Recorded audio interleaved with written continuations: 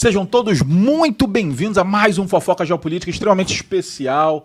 Sempre é especial, mas hoje eu conto mais uma vez, depois de muitos pedidos, uma avalanche de pedidos para que o João voltasse. Tá? Inclusive, o João poderia estar aqui no meu lugar, de tão brilhante que ele é. Vamos ter o João de novo, então sejam todos muito bem-vindos. Eu me chamo Hansen, eu sou o host e acabo sendo rosto desse programa com muito orgulho. E hoje nós vamos falar sobre um assunto que também foi pedido. Tá? Também tem muita fofoca.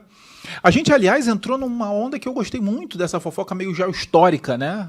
É uma coisa assim, a gente olha para o Brasil hoje, mas como é que a gente explica de onde veio? Então essa coisa que a gente resgata as raízes, pediram e a gente vai falar hoje sobre independência do Brasil. O que é verdade, o que é mentira? Como é que aconteceu esse rolê, né? Aquela imagem muito artística, muito bonita, muito romantizada, os gritos, as liberdades. O que será que aconteceu de verdade? O que estava em jogo? Vamos falar sobre isso com quem? Meu queridíssimo prazer, historiador, autor, maior responsável por existirem diplomatas brasileiros pelo mundo hoje. Isso é muito verdade. Meu querido João Daniel. João, bem-vindo mais uma vez, sempre aqui, a casa é tua. Professor Cláudio Hansen, que enorme alegria voltar aqui depois de quanto tempo? 2 semanas? 3 semanas? 2 semanas. 2 semanas. 2 semanas que a gente gravou aquele episódiozinho maravilhoso lá sobre o Vargas. Aliás, acho que você é a primeira pessoa a vir 3 vezes, hein? Será? Vou pedir Olha, a produção, que hein? honra, hein? Tivemos convidados 2 vezes, mas a terceira vez é você. Que coisa maravilhosa. Acho que você tá 2 convites de pedir uso campeão, hein? Aí você pode pegar. Já posso pedir música no Fantástico. Fez Já sucesso pode aquele do Vargas? Foi bom? Como não, né? Como não? A galera pirou com fofocas brasileiras. De verdade. Que maneiro. De verdade. Que a gente fala muito de mundo, né? Mas hoje o foco volta a ser Brasilzão. Brasilzão, dessa vez não centrado num personagem, né? A gente falou do Vargas. Hoje é para falar do processo de independência do Brasil, que não tem como a gente falar da independência sem contar do que ele era dependente, né? Sem sombra de dúvida, temos que falar muito de Portugal. Você, como aquele que controla o tempo, escolhe de onde a gente volta. Olha, acho que interessante primeiro começar do presente, né? Por que a independência ainda importa? Né, para além do vestibular. Por que ainda tem vídeos em trends por causa disso? Você chegou a ver o vídeo do garoto agradecendo os seus ancestrais portugueses? Não. Você não viu isso? Não vi. Não viu? Não. Que coisa Era estranha. Ele agradecendo seus ancestrais portugueses que desbravaram o mar. Algo do tipo assim, para trazer a civilização. Isso. Polêmico. Então vamos entender, né? De que ele estava falando, João? De que processo é esse? Acho que o ponto mais legal é que, como tem 2 anos que você teve o bicentenário, né, a comemoração do bicentenário brasileiro da independência, isso foi um assunto que foi muito discutido. Exato. Muito discutido.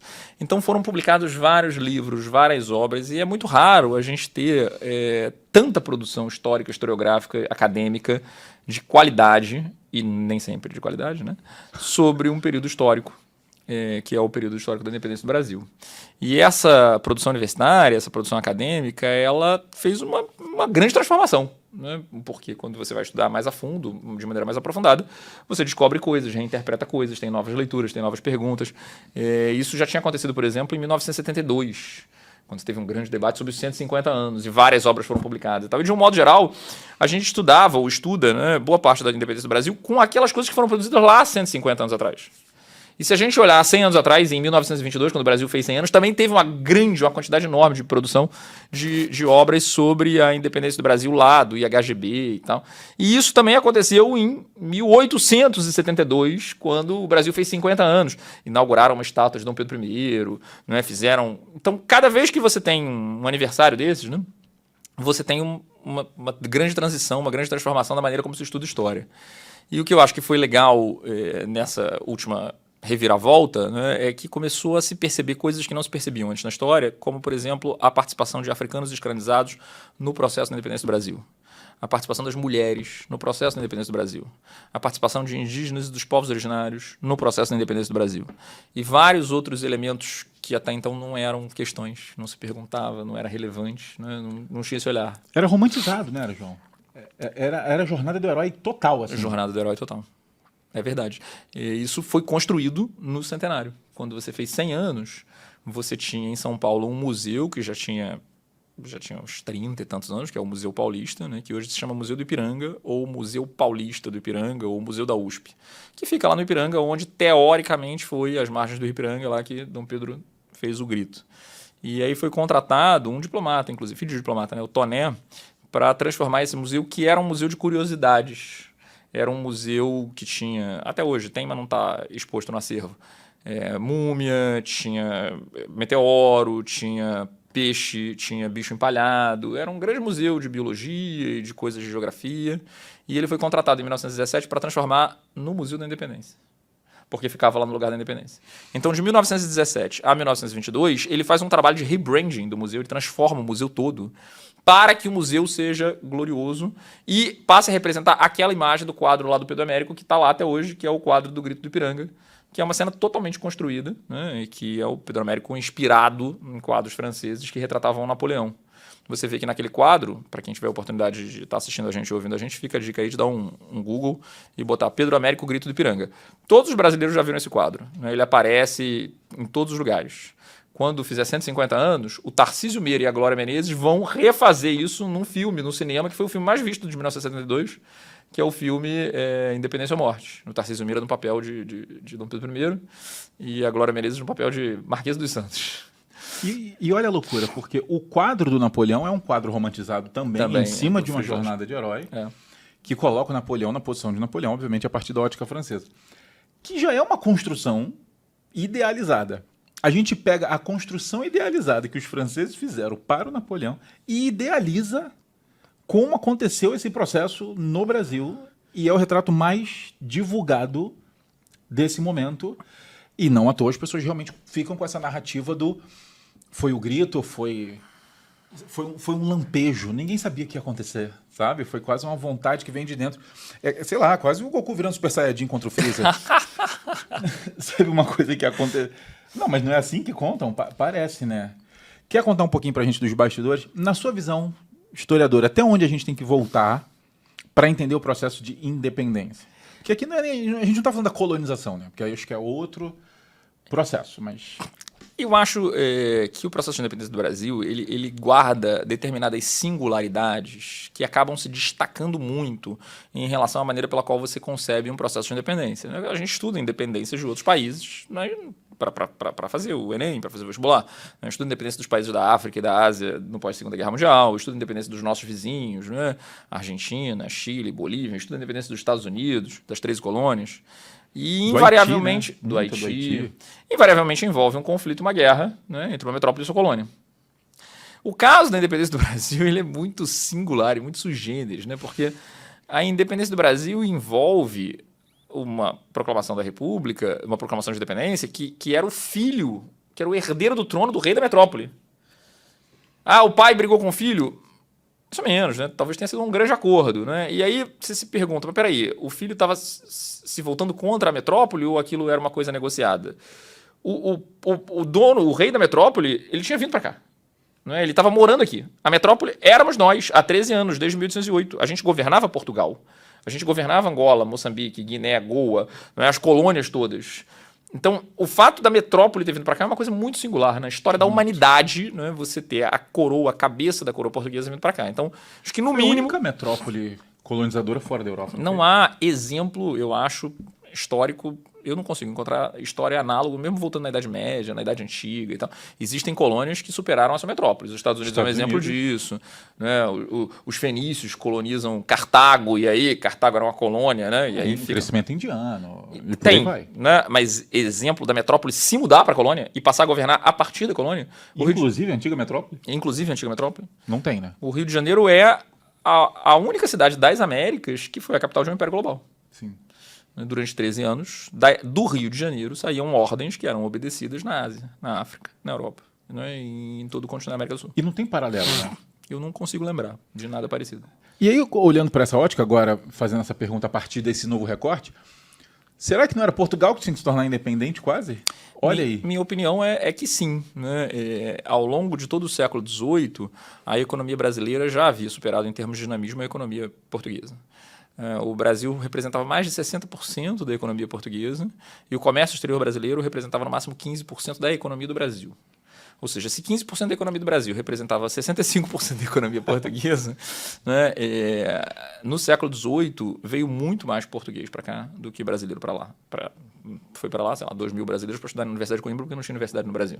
Sim. Mas vieram mais de 100 mil portugueses para cá. Caraca. Isso é mais do que todos os espanhóis que foram para a América Espanhola. Isso é mais do que todos os ingleses que foram para a América Inglesa. Isso é mais do que todos os franceses que foram para o Haiti, ou para São Domingos, ou para a Guiana Francesa. Ou seja, a quantidade, o êxodo de portugueses para cá, porque era o lugar da prosperidade, né? Era o lugar da riqueza. Né? Era a riqueza do ouro, primeiro, depois a riqueza do algodão, a riqueza da cana-de-açúcar.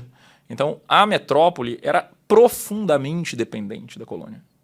Isso é bizarro. Né? Isso não existia na América Espanhola. Né? As rendas do rei da Espanha eram produzidas majoritariamente na Espanha. Claro que tinha o ouro das Américas, que deixava ele próspero, rico, etc. Mas aquilo não era a Espanha. Era um pedaço da Espanha. O Brasil já era Portugal. Né? O Brasil já era decisivo para Portugal. Então, o trauma de perder o Brasil era um trauma muito significativo, tanto é que já existiam projetos no século XVIII, Dom Luís da Cunha, né, o Visconde de Linhares, que depois vai virar ministro das Relações Exteriores de Dom João quando ele vem para cá, chamava-se Dom Rodrigo de Azeredo Coutinho, o Conde de Linhares, Dom Rodrigo de Souza Coutinho, perdão. Dom Rodrigo de Souza Coutinho, ele já tinha proposto, muito tempo antes de 1808, mudar para cá. Olha, o centro da colonização, da economia, do dinamismo está lá. Se a gente não quiser perder essa colônia, a gente tem que falar. O poder tem que estar lá. Isso já tinha acontecido com Salvador, muda a capital para o Rio de Janeiro, para ficar mais perto do prata e do ouro, com Pombal. E na virada do século, isso era absolutamente objetivo. Assim. Vou te dar um dado que talvez você não saiba, né, e que a gente costuma passar batido na escola, os professores não explicam. Né? Todo mundo fala, devolve o nosso ouro, Portugal devolve o nosso ouro. Portugal fica tão dependente do Brasil que quando você começa a ter o crescimento do algodão no Nordeste, no Maranhão, que já foi uma das províncias mais prósperas do Brasil, no mesmo momento em que você tem a independência das 13 colônias dos Estados Unidos, e aí entra em colapso a produção de algodão nos Estados Unidos, a produção de algodão no Nordeste brasileiro, no Maranhão, no Ceará, ela é tão intensa e tão significativa que Portugal começa a ter superávit com a Inglaterra. Por causa do algodão brasileiro, Portugal começa a ter superávit com a Inglaterra e com a França. O ouro, que a gente fala que saiu do Brasil, foi para Portugal, depois foi para a Inglaterra fazer a Revolução Industrial, começa a voltar da Inglaterra para Portugal. Porque o superávit foi para o lado português. Por causa da venda do algodão brasileiro. Esse é o nível determinista da economia brasileira para a economia portuguesa. Alguns autores econômicos argumentam que a transmigração da corte, que é a vinda de Dom João para cá, tem a ver com a prosperidade do algodão e que os ingleses queriam mesmo era que a capital estivesse aqui para parar de ter intermediário. Porque era caro comprar o algodão que saía daqui, parava em Portugal, pagava imposto, tinha lá a taxa do despachante intermediário. Os portugueses viraram intermediários na exportação de produtos brasileiros para a Europa. Então vamos lá, agora você falou da escola, vamos quebrar uma ideia que a gente ouve muito, provavelmente todos vocês ouviram isso em algum momento, a gente também quando estudou, João. O Brasil tem dificuldade, o Brasil não deu certo porque nós fomos uma colônia de exploração. Quantas vezes, né? Porque Estados Unidos, esse sim, foi uma colônia de povoamento. Aí é só você olhar a diferença e as pessoas explicavam como se as colônias fossem homogêneas, dentro é tudo igual. Não tem norte-sul, não tem diferença nenhuma. E como se isso fosse o fator determinante. Aí olha só o que você fala. Esse êxodo português foi maior do que o resto da América em qualquer exemplo que a gente acha. O superávit, ou seja, o Brasil ele foi muito além de povoamento. Ele passou a ser sede controladora, gestora, produtora, passou a ser isso tudo. Pergunta, por que a independência ainda era relevante? Se nós já estávamos na cabeça. Entende? O ponto fundamental, me parece, é que não houve um acordo aí entre esses setores da elite portuguesa que estava no Brasil e da elite portuguesa que estava lá. Uma professora da USP chamada Maria Odila Dias, ela escreveu um livro exatamente 52 anos atrás, justamente em 1972, lá na comemoração, chamado A Interiorização da Metrópole. Ela entende a independência do Brasil como uma guerra civil portuguesa. É uma guerra entre portugueses que estavam no Brasil se beneficiando dessa produção e portugueses que estavam em Portugal, né? Com uma grande quantidade de portugueses que transmigraram ainda mais depois de 1808, porque no século XVIII você já tinha tido uma transmigração. Quando vem a corte, aí vem toda a burocracia, né? Vem o cara que, se você quiser ir para o Supremo Tribunal, o juiz não pode mais morar em Portugal, tem que morar no Brasil para estar perto do rei, porque tem um regime absolutista, né?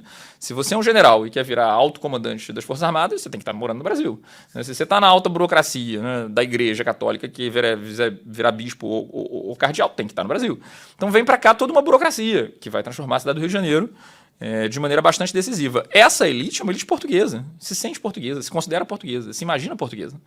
Essa elite, quando percebe que vai haver uma revolução, que está havendo uma revolução liberal, mais ou menos liberal, em Portugal, porque Portugal está chateadinho, está magoadinho, perdeu o prestígio, né? Está sendo trocado, né? É aquele que você está perguntando, será que não era a independência de Portugal e não a independência do Brasil? São eles que estão com raiva, né? Os incomodados que se mudem. Né? Eles estão muito frustrados com essa situação, né? Que eles chamam de a inversão colonial. E aí você tem uma guerra civil entre duas elites. A elite portuguesa que está no Brasil e a elite portuguesa que está em Portugal. Seria mais fácil e mais inteligente, mais correto entender... mais fácil não. É mais fácil entender do jeito que a gente entende idealizado mesmo. Né? Que é a narrativa do herói. Mais simples. Mas mais correto entender a independência brasileira como um divórcio. Ou melhor ainda, né? A partir do momento em que acaba o absolutismo, né, e o rei perde o seu poder absoluto... vamos imaginar o absolutismo como os pais que morreram, abandonaram, foram embora e deixaram a casa para os filhos. Muitos filhos, né? Mas os 2 filhos mais velhos, né? Um é a cigarra, outro é a formiga. A cigarra é um parasita, vive do dinheiro da formiga. A formiga trabalha, né? Gera ouro, gera algodão, gera uma série de produtos, né? E o outro lado está só como parasita. Um belo dia, o irmão mais novo fala, a gente tem que modificar aqui um pouco essas circunstâncias, aqui tá um absurdo, né? Você está morando aqui de graça, de favor, você não faz nada, você não contribui nada, você não trabalha. Vamos melhorar aqui a argumentação. Só você que manda, dá ordem, né? Fica no celular, no videogame, e eu fico trabalhando. Né? Vamos modificar isso. E aí é nesse momento, né, que os 2 irmãos vão ter que repactuar a proposta. Né? E o irmão mais velho não quer perder a mamata, né? Não quer perder os benefícios. Então não se trata, como muita gente diz, de uma ideia de recolonização do Brasil. Muito pelo contrário, é uma repactuação de um sistema, né, no qual Brasil e Portugal estavam em níveis razoavelmente equivalentes. Isso é reconhecido, inclusive, juridicamente, porque Dom João, quando estava aqui, eleva o Brasil a Reino Unido e Portugal. Exatamente. Então estamos falando de 2 reinos que estão tentando repactuar agora sob bases constitucionais. Né? Vai fazer que tipo de constituição? Com um complicador de que não eram só 2 irmãos. Eram tipo 15. Porque, no fundo, os 2 irmãos não são exatamente Brasil e Portugal. São o Rio de Janeiro e o Sudeste, São Paulo, Minas Gerais, e Portugal. Porque a maneira pela qual o Pará, o Maranhão, a Cisplatina, Angola, Moçambique, Goa, Guiné eram tratados eram como irmãos mais novos, que estavam vendo a briga dos 2 irmãos mais velhos e tendo que decidir com qual dos 2 eu vou ficar. E sem muita opinião, né? Pernambuco tinha bastante opinião, a Bahia tinha bastante opinião. Alguns deles são altamente opinativos. Mas colônias. De um modo geral, as outras colônias tendiam a torcer para o Brasil, porque era o mercado consumidor delas, porque fornecia pessoas escravizadas. Era mais lucrativo, por mais bizarro que fosse, era mais lucrativo manter relações com o Brasil. O mais plausível, se você estiver assistindo isso naquele momento, era de que aquelas colônias permanecessem sob colônias do Brasil e o Brasil teria mais uma singularidade absurda de se tornar, ao longo do século XIX e boa parte do século XX, o único país das Américas com colônias na África. Isso poderia ter acontecido. Por muito pouco não aconteceu. Por muito pouco. Está lá no tratado que o Brasil abre mão, quase como uma concessão por irmão mais velho vagabundo, abre mão das colônias, né? O que foi um erro diplomático, provavelmente. Com né? certeza. Gilberto Freire, no século XX, reclamava abertamente disso. Né? Ele falava que o Brasil tinha que ser uma potência colonial. Ele estava propondo que o Brasil tivesse colônias na África. Que doideira. Gente, olha só, vocês estão sentindo o nível da fofoca e a gente ainda não tornou o Brasil independente, hein? A gente só construiu o cenário. Se você, pelo amor de Deus, ainda não curtiu, que é isso? Eu acho que está na hora. Dá uma curtida que eu acho que alivia muito o aparelho, sabia? Você sente melhor quando você dá uma curtida, sabia? Claro, na Já hora. experimentou? Às vezes você sente uma pressão, você dá uma curtida. Tá ouvindo a gente no Spotify? Sabe que a gente tá no Spotify? Claro que sabe, né? Claro que sabe. Você pode curtir o Fofoca Geopolítica no Spotify. Inclusive lá tem notícias menores, mais curtas, que a gente chama de fofoquinhas. Você vai lá, dá 5 estrelas, ajuda a gente. Que é isso, gente? Custa nada, sabe? Pega, manda pra 1000 amigos aí que você tá de bobeira. Pum, manda pra ele e fala, cara, escuta isso aqui, esse papo irado, bom demais. E você sabe que você pode sempre baixar o material na descrição. Então a gente sempre traz um material para você acompanhar. Isso aqui é muito completo. Deixei você respirar, quero saber se vocês estão bem, porque agora o João vai entrar em momentos decisivos. João, ninguém fala da possibilidade do Brasil ter sido, de forma tão singular, a única potência latina, americana, né, com colônias na África. E colônias, assim, com comércio estabilizado, com relações prontas, com ligações diplomáticas e comerciais e estruturais, né? Porque você tinha um caminho das rotas, etc. e tal. O que você acha que teria sido diferente se o Brasil não tivesse... Você acha que a gente... Como no filme do Batman, lá o Duas Caras fala, será que a gente teria morrido herói ou a gente teria vivido tempo suficiente para se tornar vilão? Sensacional essa frase. É bem provável que tivéssemos virado vilão, ou então que a gente tivesse construído uma outra maneira, né, de fazer relações com a África, né? Talvez uma grande Commonwealth, né, uma grande solidariedade continental. A gente pode pensar tanto do ponto de vista negativo, que é o mais provável, né?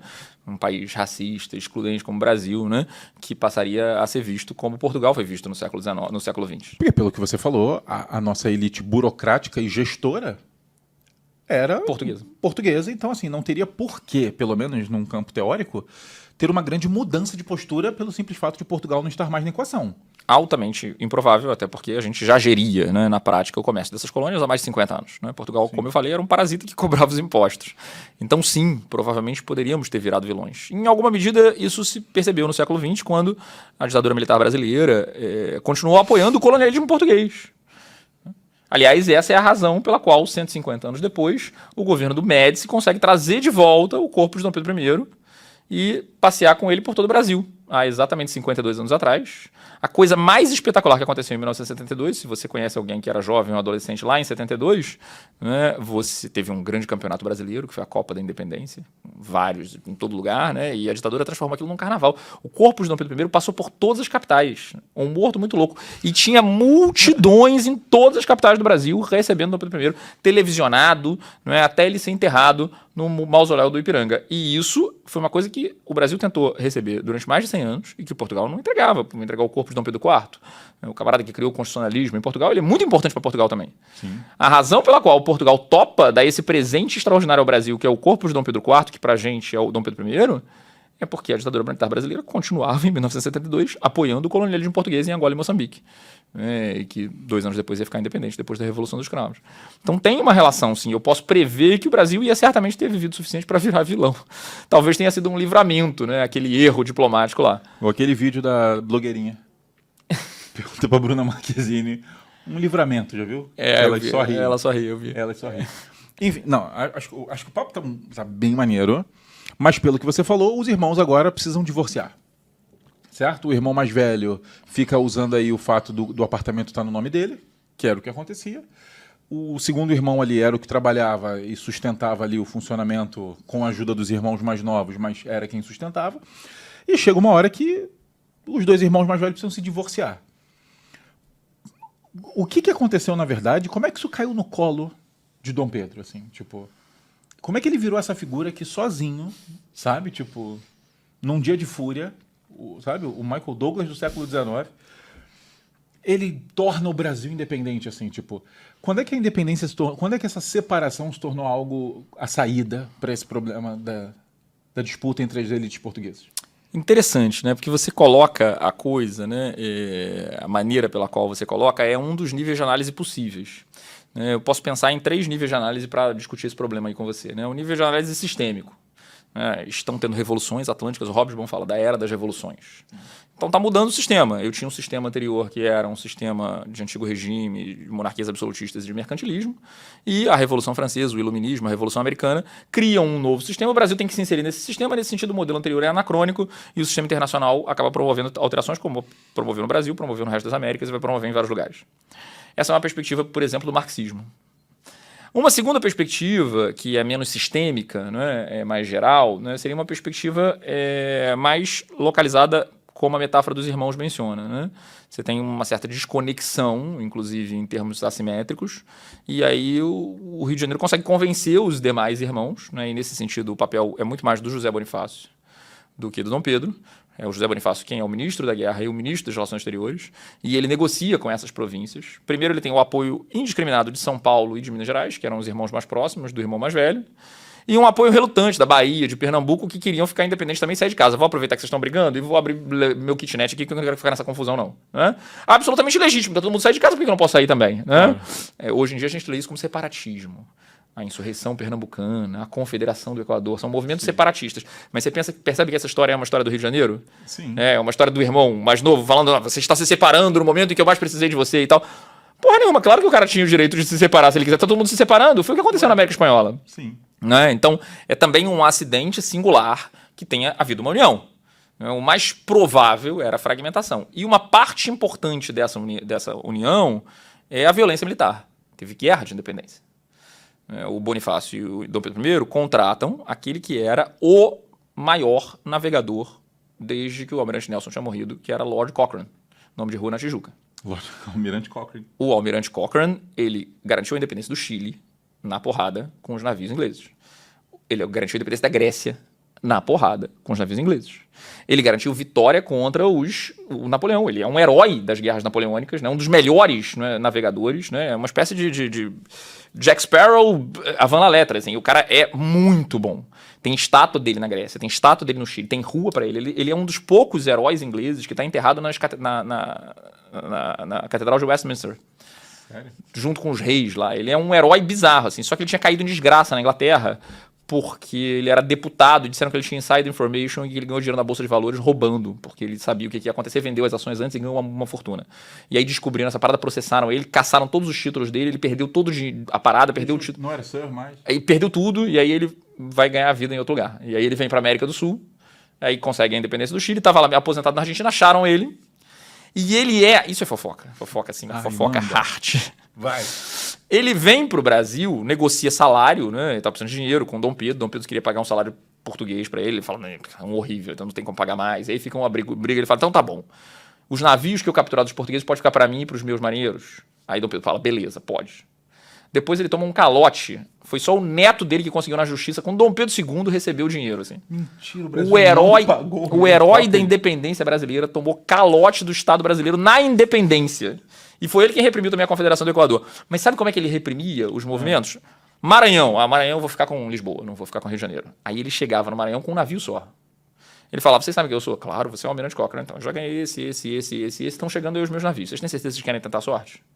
Tinha porra de navio nenhum. Era só blefe, era só mentira. Poker face. Ele fez isso no Maranhão e fez isso no Pará. Poker face. Acho melhor vocês... Afinal de contas, estamos falando do herdeiro do trono. Não é um rebelde, entendeu? Vocês vão ficar do lado dos rebeldes lá da Revolução do Porto ou vão ficar do lado do herdeiro do trono? O filho do rei, né? Sou aqui, o Almirante Cochrane. Estou falando, confia em mim. E também tem o seguinte, se não quiser confiar em mim, minha galera tá chegando. Chegando porra nenhuma, não tinha ninguém. É só no gogó, só entendeu? Ele manda no gogó. E aí ele consegue a adesão do Maranhão, ele consegue a adesão do Pará.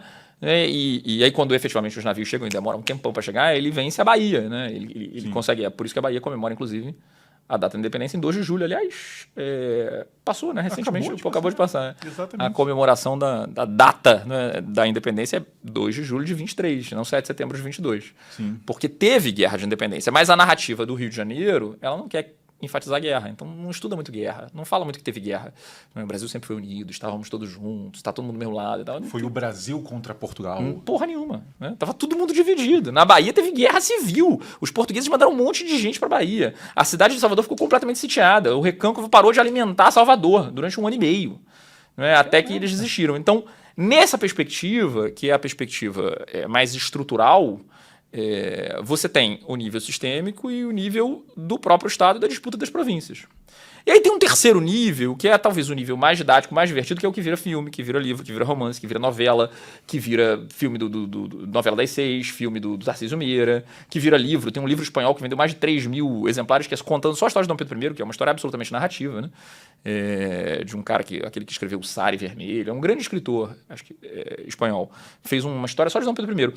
Que tá na moda agora dar aula de história só com base nos personagens. Né? Você valoriza o personagem que tem aquela função meio de criar heróis, né? Grandes heróis. Né? O Brecht é que fala pobre da nação que precisa de heróis. Exato. E aí você mitifica Dom Pedro I, mitifica o José Bonifácio para construir esses grandes heróis e essas narrativas. Né? Hoje em dia tem Netflix disso, né? Contando só a história de personagem achando que isso é história. Sim. Mas a verdadeira história complexa, ela pega a figura do personagem, que é um personagem sensacional mesmo.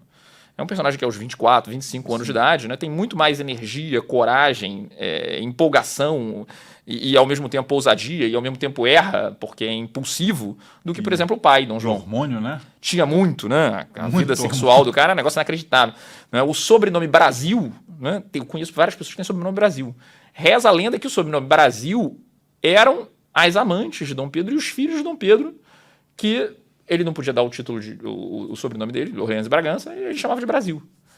E aí hoje tem centenas de pessoas do Brasil, eu sou bisneto, tataraneto, é possível. É possível. Da Marquesa dos Santos e tal. Então, eu diria que é claro que dá para contar essa história a partir do personagem. Da figura de Dom Pedro. Tem muita fofoca, tem muita putaria, né? Dá um monte de novela legal.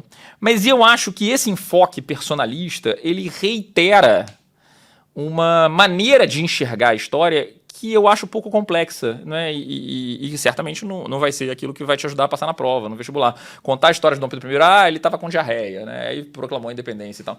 É uma maneira até, certo ponto, divertida e engraçada, mas... Ou ao contrário, né? Porque isso é para sacanear ele, né? Ou ele é um grande herói, um gênio, viva o José Bonifácio e tal. Mas esses personagens eles estavam inseridos em um contexto histórico, sistêmico e local, que vai ser o que vai ser cobrado eventualmente numa prova do Enem, né? Então acho que a gente pode conjugar um pouco a fofoca individual, enfraquecendo um pouco essa narrativa excessivamente individual, que nem a gente fez quando a gente conversou sobre o Vargas, né? O homem faz a história. Eu acredito que o personagem ele é importante para fazer a história. Sim. Mas ele não faz a história do jeito que ele quer. Ele faz a história de acordo com um cardápio muito limitado de circunstâncias que é dado pelo tempo, pela história, pelo passado. Engraçado, eu falo uma coisa aí, eu realmente acho isso, que a geografia, ela, enquanto ciência, ela teve uma preocupação muito baixa em personificar grandes momentos, como a história fez. Eu concordo com você, não dá pra gente estudar apenas personificado, mas o quanto é visual estudar de forma personificada dentro de contextos. E a geografia não faz isso, né?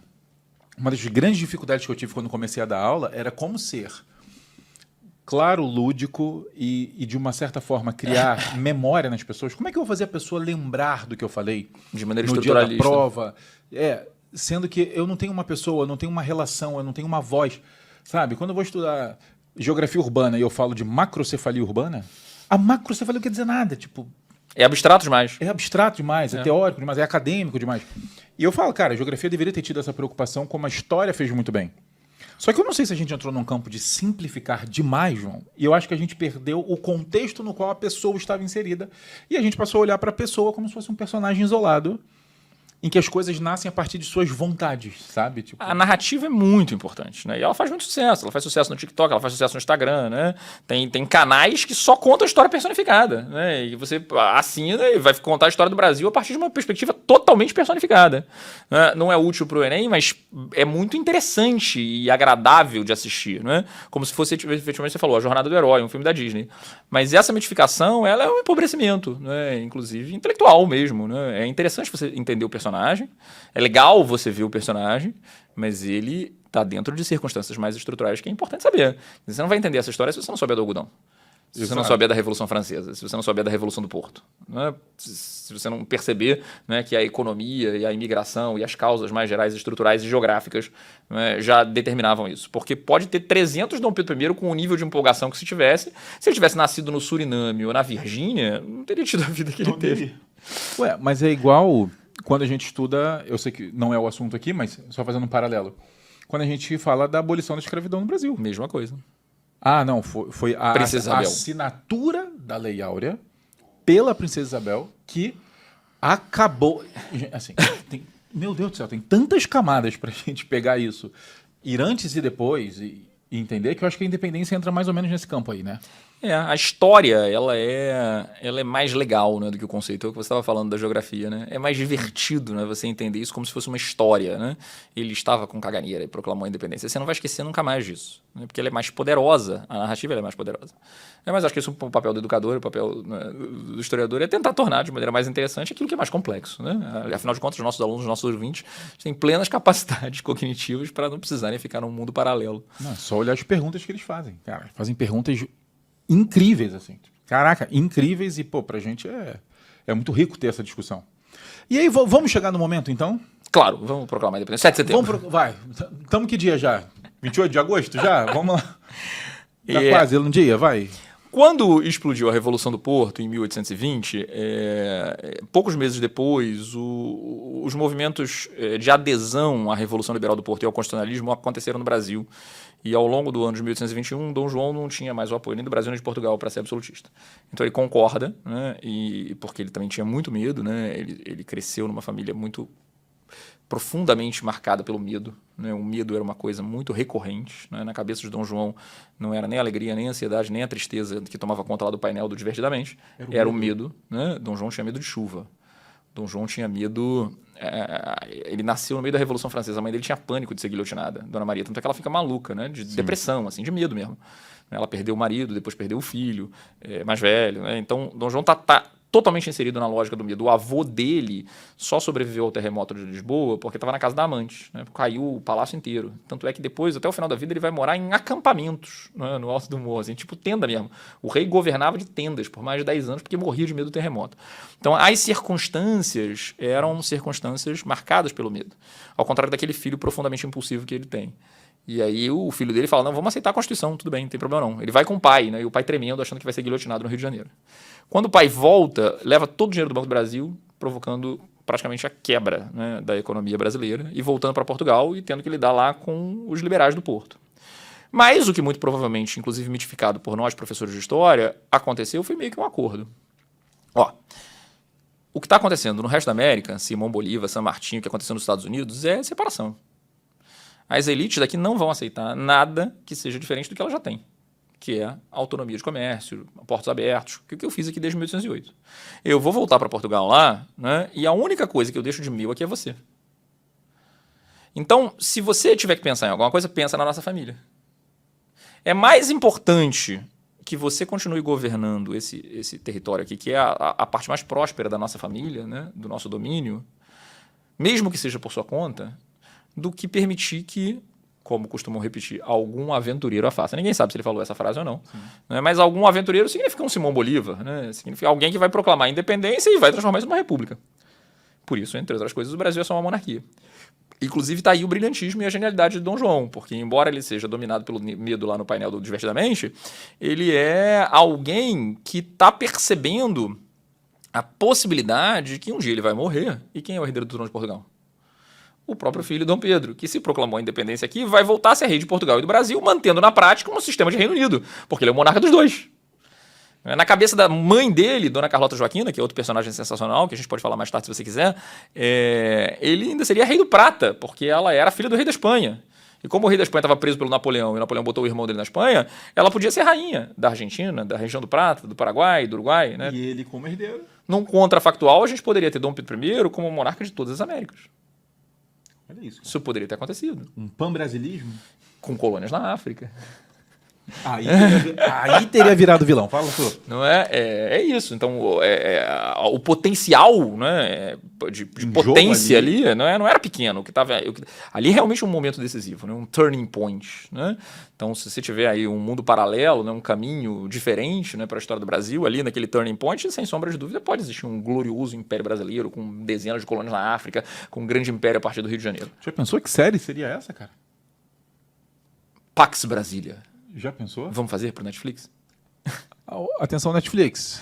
Quer patrocinar a gente? Manda um representante conversar com a gente. Você já pensou, cara, esse enredo que reconstrói legal, o Brasil, né? Como o Império Brasileiro e, tipo, o que teríamos feito com esse poder? Medo. Muito medo. Teríamos vivido o suficiente para sermos vilões. Teríamos, cara. Caraca, então é muito em jogo. Então houve o pacto, né? Houve um acordo, né, que enfatiza que essa ruptura é uma ruptura das elites, mas com muitos elementos de continuidade. Ele vai lá e fica... A dinastia, o sistema monárquico, o escravismo, o latifúndio. Né, esse era o interesse das elites. Eles já tinham visto o que tinha acontecido na Revolução Francesa, eles já tinham visto o que tinha acontecido no Haiti, eles já tinham visto o que tinha acontecido nos Estados Unidos. Né, e eles já tinham mapeado, e eles conheciam profundamente cada um desses exemplos de ruptura. Não, e não só isso, né? O Haiti se tornou independente e pagou caríssimo por isso. O Haiti foi processado pela França, e que ficou o pagando colonizava, e foi condenado a pagar para a França, que o colonizou, independência por ter se tornado independente. Pagar indenização por ter se tornado independente. Surreal. Isso é surreal. Surreal. Se for escravizar 300 anos, você paga indenização para o seu senhor porque deixou de ser escravo. A França escravizou o Haiti, dominou. O Haiti se torna independente. A França processa o Haiti. Olha que audácia.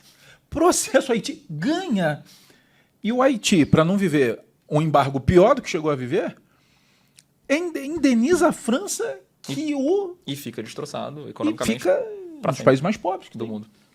Eu acho que é isso. E as elites brasileiras percebiam o que tinha acontecido no Haiti e para eles era o pior modelo possível, né? Já dizia o Caetano Veloso, né? O Haiti não é aqui. Então, para evitar o modelo haitiano, eles fazem um grande acordo, né, com o Supremo, com tudo, para que essa elite branca, fosse portuguesa ou fosse brasileira, não importa se é português ou é brasileiro, todo mundo é do mundo escravo, não fizesse um processo de ruptura que permitisse que isso chegasse nas camadas populares. Porque um processo de ruptura que envolve uma guerra generalizada, um conflito aberto, necessariamente precisa de soldados. E quem são os soldados? Não são os homens brancos vivos, né? Exatamente. Quando eu boto arma na mão do povo, esse povo pode usar a arma do jeito que quiser. Então, assim, existe um enorme arranjo por trás. Uma grande negociação. Enorme, assim. Uma negociação que foi muito bem sucedida a partir do Rio de Janeiro e que conseguiu convencer Pernambuco, né? Depois traiu Pernambuco, conseguiu convencer a Bahia, né? Conseguiu mandar o Miguel lá do Cochrane, né? do Maranhão, do Pará, e garantir essa unidade que não estava dada. Não estava dada. E isso é um processo que dura 15 anos. Então, em geral, a gente entende a independência como 22, 23, acabou a guerra de independência. Não, porque o processo da independência dá início ao que a gente chama de independência, né? Que para mim seria a desagregação do Império Português, em duas partes iguais. Então, o nome independência, para mim, já é enviesado numa determinada perspectiva que não é a mais correta. Né? Como você mesmo falou, eu poderia ler como independência de Portugal. Né? Perfeitamente. Eu prefiro ler como desagregação do Império Português. A desagregação do Império Português na América, ela continua no período regencial.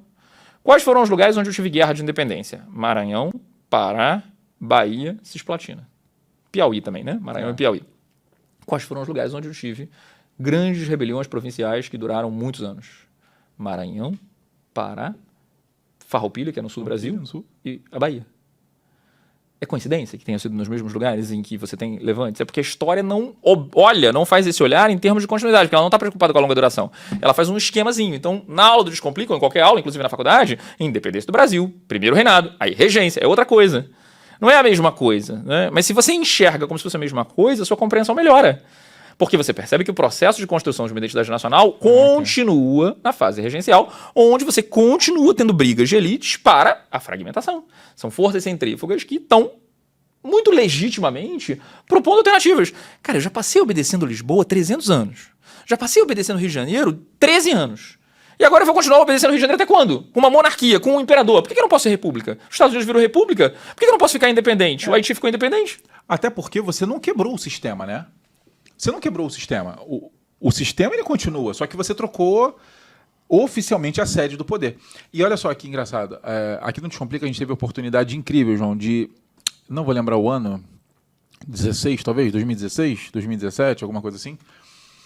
Nós fomos até o Rio Grande do Sul, inclusive, acho que esse ano, de forma muito especial, um beijo aí para o Rio Grande do Sul e, né, para toda a força possível.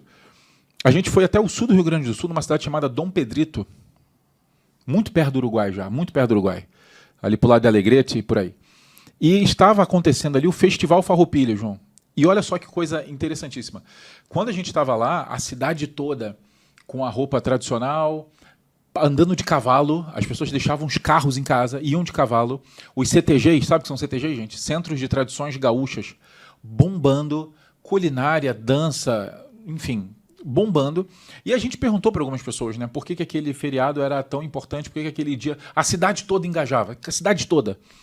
E a resposta de muita gente foi algo assim, ó, não. Hoje é mais que feriado nacional. Hoje é feriado rio-grandense. E é por isso que a gente está aqui. Tem feriado nacional e tem uma coisa muito maior, que é o quê? Que é o dia que a gente está falando da Farroupilha. E ele falou assim, e isso é muito acima do que um simples feriado nacional. Isso aqui é um feriado gaúcho.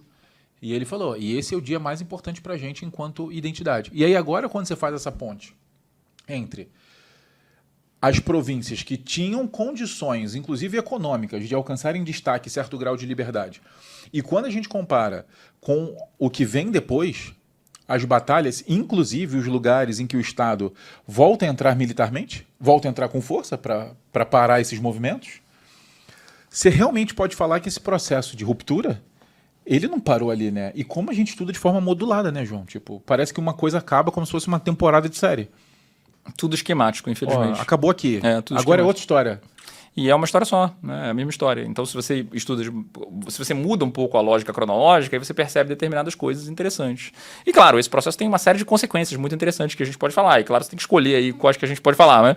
O papel das mulheres, o papel dos indígenas, o papel, né, dos africanos, né? Porque tudo isso agora são novas linhas de pesquisa que os historiadores vêm buscando, porque até então não eram perguntas possíveis. Se eu faço um modelo mitificado, tudo é na conta de Dom Pedro I. Se eu estudo de maneira estanque, né, só o grito do Ipiranga, não cabe, essas perguntas não cabem, elas não se colocam. Um José Bonifácio, um Dom Pedro, um gritinho ali no Ipiranga, resolve tudo. Independente do Brasil, acabou, pô. Exatamente. Fecha o Congresso. Um grito aqui, fecha o Congresso. 2 soldados, um cabo, tá resolvido. Mas virou isso, né?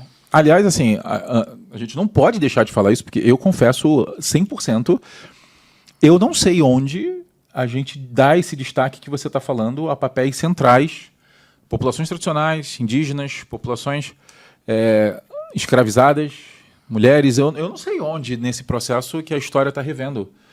Por favor, fale isso, que eu acho que, gente, pelo amor de Deus, quem não prestar atenção agora está dando muito mole. Quem já não prestou atenção até aqui, não curtiu, eu não sei o que fez até aqui.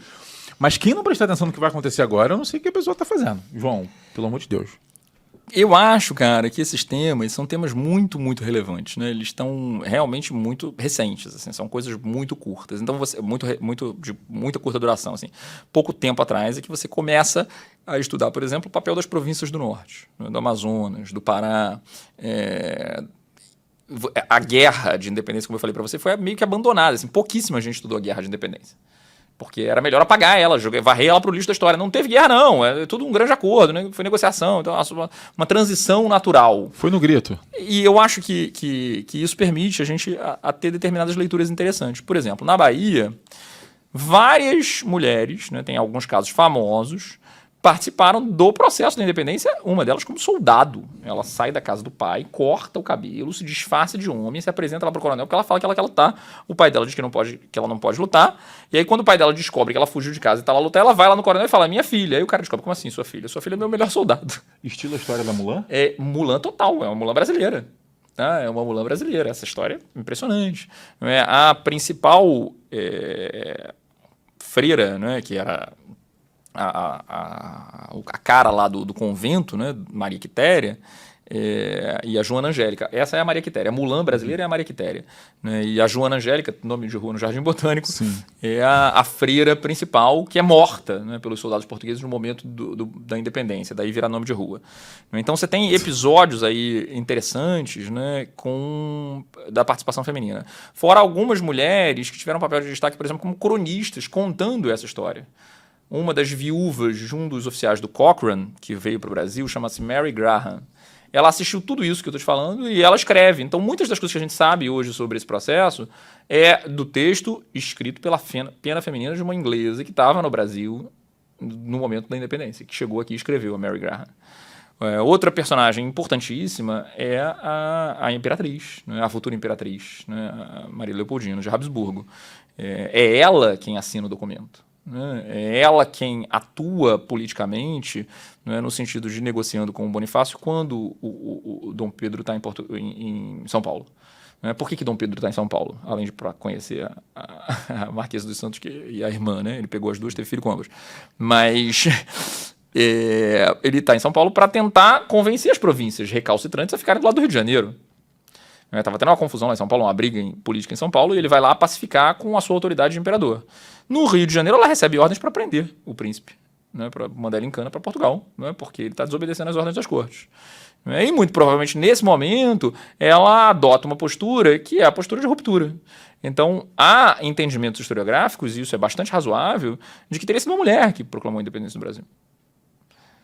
Essa é a posição, por exemplo, de um dos ministros do Supremo, né, o Toffoli. Se você der um Google procurar Toffoli Leopoldina, ele escreveu um artigo no jornal defendendo que foi ela que fez a independência. Então, é um olhar de gênero diferente. 100 anos depois, em 1922, teve um concurso de arte para quem pintaria o melhor quadro sobre a independência do Brasil. Vários quadros foram pintados para comemorar os 100 anos. Foi também um primeiro momento em que teve a primeira transmissão de rádio na história do Brasil. E teve uma enorme exposição, né, que durou meses e meses. Né, o presidente e as pessoas abrindo lá o movimento e tal. E quem ganhou o prêmio de quadro mais bonito, 100 anos depois da independência, foi uma pintora, mulher, que era ativista pela luta dos direitos femininos. A gente falou um pouquinho de direitos femininos quando falou da Era Vargas. É ativista da luta pelos direitos femininos, chamada Georgina de Albuquerque, que, aliás, é o nome de uma rua aqui na Barra da Tijuca. A Georgina de Albuquerque, ela pintou um quadro sobre a independência do Brasil sem Dom Pedro I. É um quadro que só tem a Maria Leopoldina sentada conversando com os ministros, chama Reunião do Conselho de Estado. Esse quadro está no Museu Histórico Nacional, na Praça 15, e é um quadro lindíssimo, porque é um quadro impressionista de uma mulher que era ativista dos direitos femininos e do voto do sufrágio universal em 1922, que ela pinta uma perspectiva feminista da história do Brasil. Um quadro 30 ou 40 anos depois do quadro do Pedro Américo. Não tinha por que ser o quadro do Pedro Américo. Podia ser esse aí, né? Dependendo da narrativa que você escolhe, né? Dependendo da narrativa que fica. Por que é o quadro do Pedro Américo? Porque é uma perspectiva masculina, porque é uma perspectiva militar, porque é uma perspectiva paulista. E qual é o estado mais rico do Brasil? Não é qual estado tem mais dinheiro para financiar esse projeto, né? E porque é uma perspectiva masculina, patriarcal. Então ela é militar, ela é patriarcal, ela é conservadora, ela é sem povo. Não é? O da Leopoldina é uma perspectiva feminista, no Rio de Janeiro, não é? Impressionista, moderna, pintada por uma mulher. Não sobreviveu. Você tem uma perspectiva ainda anterior à do Pedro Américo, em termos iconográficos, que é um quadro do Murro. Não é? Se vocês derem um Google, vocês podem procurar aí. Não é? René Murro é o quadro de 1840. Pedro Américo, o quadro de 1888. 48 anos depois. Foi o que ficou, não foi o de 40 anos antes. Na perspectiva de 1840, você pega o quadro, é Dom Pedro I, entrando no Rio de Janeiro com o povo. Então, uma multidão popular. É um quadro que tem povo. Ninguém nunca viu esse quadro. Se você bota René do Morro, você encontra o quadro, você vê o quadro e tem povo. Mas o quadro com povo ficou na memória popular? Se eu peço para qualquer brasileiro fechar o olho, fecha o olho e pensa na independência do Brasil, você pensa no quadro do Pedro Américo. Porque foi o quadro que foi bombardeado por novela, por imagem, por museu, que está lá no Museu do Ipiranga e tudo quanto é lugar. Não é o quadro de Georgina de Albuquerque. Não é. Não é? Uma nova perspectiva, não é? Poderia fazer com que fosse essa perspectiva feminina, não é? Que é um olhar das mulheres. Houve que nesse momento da prisão ela negociou com todo o corpo político e bancou. E bancou, falou, ó, não vai. E ela ainda tem um papel decisivo porque ela era o elo com as grandes potências europeias, porque ela era filha do imperador da Áustria. Então ela gera a conexão internacional que eventualmente permite que o Brasil seja uma monarquia sem qualquer tipo de reação da Santa Aliança, que não estava aceitando esses movimentos de independência. Então, o papel da Maria Leopoldina é muito decisivo, é muito importante. Mas uma história machista e patriarcal não conta essa narrativa. Uma história de gênero, uma história que valoriza a perspectiva das mulheres, como a que vem acontecendo nos últimos anos, começa a pelo menos olhar um pouquinho para isso.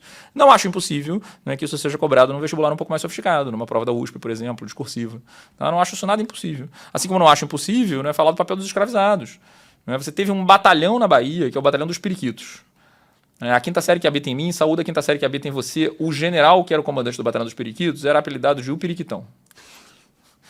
O Periquitão era um batalhão de negros, que lutou, porque não havia efetivos suficientes e o comandante francês, Labatut, deu ordem para o camarada, faz aí do jeito que você quiser. Se tiver que libertar, liberta. Se tiver que tirar a gente da senzala, tira. Se qualquer um que é escravo alforreado, fugido e tal, pode botar, porque a gente precisa de soldado para lutar contra os baianos, para lutar contra os portugueses na Bahia.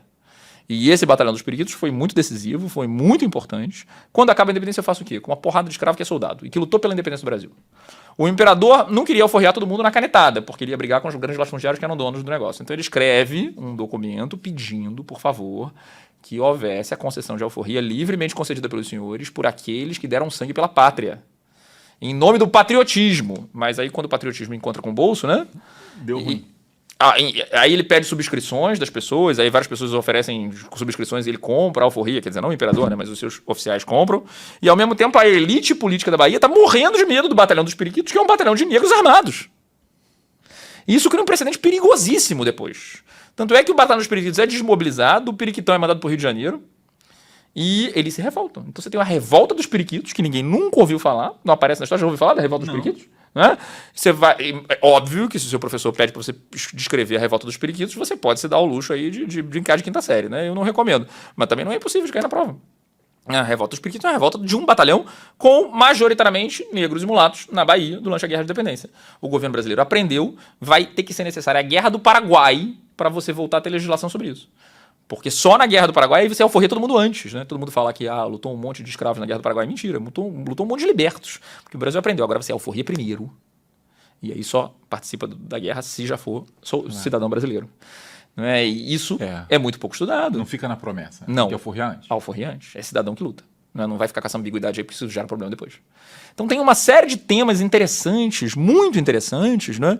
Que a história laudatória, gloriosa dos grandes heróis e tal não permite que a gente veja na complexidade do que de fato, né, seria relevante e que eu acho que tem um enorme potencial de ser cobrado em provas mais sofisticadas de vestibular, com base numa historiografia mais recente. E aí o resultado é que a gente alcança esse status de uma monarquia independente, certo? Oficialmente acabam os laços entre Brasil e Portugal, por mais que tivesse o laço parentesco. O Brasil vende muito essa ideia de uma independência pacífica, e foi muito legal que você falar assim, foi pacífica de um lado, porque havia um acordo, inclusive, familiar e estratégico, e não foi pacífica do outro, em que a gente simplesmente não fala para justificar que foi pacífica. Os irmãos todos. Os irmãos brigando dentro de casa, só que a gente botou no quarto para brigar e a gente assinou, tirou a foto na sala. E até hoje fica dizendo, você lá brigou comigo, você é um separatista, você, né, que é um instrumento de controle, então, você, baianinho, né, se revoltou, você, pernambucano, né, você, Maranhão, Pará. Quando eles tinham todo direito. Insurreições, quase traições, né, tipo, exatamente. No momento em que eu mais precisei, você se separou de mim. Quase uma música do CPM 22. Né? Tipo... É tudo narrativa. Qual é a narrativa que a gente escolhe? Né? Sabendo que é narrativa, você agora ouve outras histórias, a verdadeira história do Brasil. Camarada, não tem a verdadeira história do Brasil, tem a história que você escolhe. Muitas vezes de acordo com o seu olhar, com a sua lente, com a sua ideologia. Caraca. E olha que a gente, obviamente, termina o episódio entregando um Brasil independente, mas o que teria de assunto é brincadeira, né? Muita coisa, né? Não, muito legal. É brincadeira, porque agora começa, né? Vem Netflix. A gente nem falou o que aconteceu com Dom Pedro. Tipo, hoje o assunto foi tipo explicar a independência. Explicamos aspectos totalmente diferentes. João, eu achei brilhante, assim. Gente, eu não vejo isso por aí não, tá? Tipo, não vejo isso disponível por aí não. E acho que de Brasil tem a coisa para falar, hein? Muita coisa, né? Eu acho que os alunos poderiam pedir pro seu Descomplica pro João ter um quadro aí explicando diferentes visões da história. Vê se a galera marca o seu Descomplica aqui nos comentários. E, João, tô falando sério. Eu faço ao vivo pra quê? Pra deixar você numa posição, uma saia justa. João, querido, como é que as pessoas te acham? Pelo amor de Deus, as pessoas precisam te achar. O meu arroba é Joadani. Joadani foi o que deu pra fazer. Eu lembro. Arroba Joadani, tanto no X, né, que é o antigo Twitter, quanto no Instagram. Arroba Joadani. Galera, segue, manda um beijo. Fala que veio do Fofoca, pro João conhecer, pro João curtir.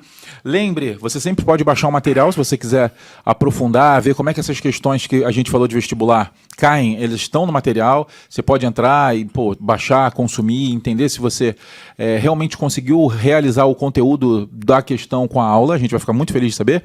Não deixe de sugerir novos temas, a gente está sempre de olho. Quero agradecer sempre a audiência de vocês, tanto aqui no YouTube quanto no Spotify. A gente está muito feliz com os resultados, a gente quer continuar fazendo mais. Lembre que se você quiser estudar no Descomplica, turma novíssima agora. Que isso, gente? Melhor semana do ano para começar, você que ainda não começou. Se você falar que vem do Fofoca, você tem desconto de 10%, é só usar o cupom FOFOQUEIROS. Se você usar o cupom FOFOQUEIROS em qualquer plano do Descomplica, você tem 10% de desconto. Saiba que é todo seu, pode usar. No mais, João, obrigado, sem palavras. Muito obrigado pelo convite, valeu. Até a próxima. É sempre um prazer gigante, gente. Obrigado, beijo, a gente se vê no próximo Fofoca. Tchau, tchau.